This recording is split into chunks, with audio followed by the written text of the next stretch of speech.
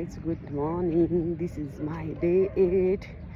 हिँड्न पनि एकदम बी केयरफुल भएर हिँड्नुपर्छ क्या, किन नरिन्छ नभए यस्तो छ नि त बाटो, यस्तो छ नि त बाटो भनेर हेर चिसो बढेछ। म चाहिँ लुगा लाग्छ अनि अब टपिकमा कुरा गरौँ होइन। आफूले आफूलाई सेल्फ मोटिभेट गरिरहेको छु नि त आजकल मैले चाहिँ नि। आज चाहिँ मेरो डे 8 हो होइन। डे 8मा चाहिँ जस प्रोग्रेस भइरहेछ नि मेरो होइन। जस बिहान उठेर हिँड्नु राम्रो हो, एकदम राम्रो हो। अनि अर्को एउटा कुरा चाहिँ के भन्छु भन्दै हुन्छ नि म हजुरहरूलाई, विन्टर सिजन भनेको चाहिँ होइन वेट एकदम धेरै के अरे गेन गर्ने हो के मन्थ हो यो चाहिँ। अब किन भन्ने कुरा नि हजुरहरूलाई सबैले थाहा छ, यो क्वेसनको एन्सर सबैले थाहा छ, मैले भन्नै पर्दैन। किन भन्दाखेरि हामी चाहिँ विन्टरमा यति धेरै अल्छी हुन्छौँ क्या, यस्तो चिसो हुन्छ है, यस्तो चिसो हुन्छ अनि यस्तो अल्छी भइन्छ। अनि लुगाहरू पनि एकदम धेरै बाक्लो बाक्लो लाउँछौँ नि त।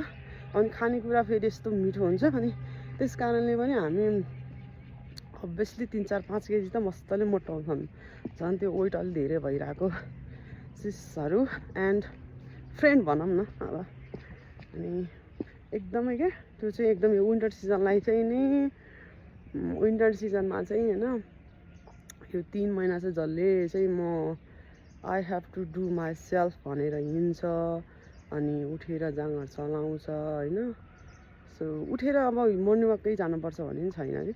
तपाईँहरूले चाहिँ के गर्न सक्नुहुन्छ भने चाहिँ अब हामीले कति घन्टा त्यही मोबाइलको स्क्रिनमै नै उ गरेर बसिरहेको हुन्छौँ नि होइन। त्यो अब मोबाइलै 2-3 घन्टा त्यस्तै जान्छ कि हो। त्यो टाइममा चाहिँ नि आफूलाई नै फोकस गरेर चाहिँ हजुरहरूले चाहिँ एक्सर्साइज गर्न सकिन्छ आफ्नै घरभित्र होइन। त्यो अब एक्सर्साइज गर्ने टाइम चाहिँ डे नै हुन्छ, मर्निङ नै हुन्छ, इभिनिङ नै हुन्छ भन्ने छैन कि। हजुरलाई जुन बेला सुइटेबल हुन्छ, जुन बेला आफूलाई एकदम फ्री टाइम जस्तो फिल हुन्छ भने तपाईँले गर्न सक्नुहुन्छ। घरमै बसेर युट्युब च्यानलबाटै नै गर्न सक्नुहुन्छ है हेरेर। त्यो चाहिँ आफूले नै होइन, म गर्छु, आई हेभ टु होइन, म गर्छु, म अहिले घट्नु नै छ भन्ने जस्तो भयो भने चाहिँ यस्तो के। अब अर्को एउटा कुरा पनि के हो भने कति कुराबाट अरूको कुराबाट इन्सपायर हुन सकिन्छ, कति अरूको कुराबाट इन्सपायर भइँदैन होइन। त्यो हो एकदम ट्रु नै हो क्या।